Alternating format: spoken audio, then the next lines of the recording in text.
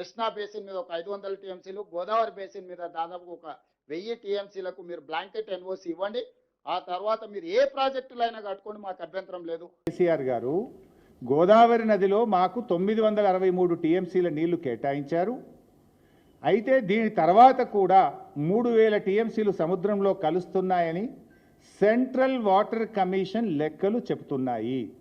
ఆ 3000 టీఎంసీల్లో కూడా ఇదే ప్రోరాటా ప్రకారంగా మాకు 1950 టీఎంసీల నీళ్లు కావాలి.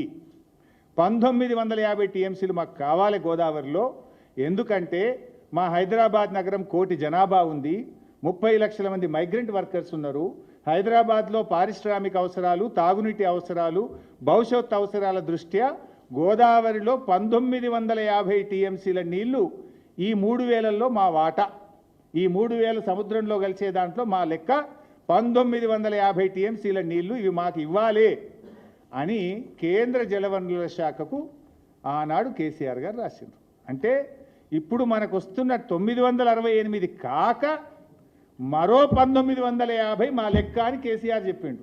నికర జలాలలో ఏ విధంగా అయితే ప్రపోర్షనేట్గా 968 టీఎంసీ మనకు, 518 టీఎంసీ ఆంధ్రప్రదేశ్కి వచ్చిందో, అదేవిధంగా గోదావరిలో ఉండే మిగులు జలాలు కావచ్చు, గోదావరిలో ఉండే వరద జలాలు కావచ్చు, ప్రపోర్షనేట్గా తెలంగాణకు కూడా ఒక రైట్ వస్తుంది.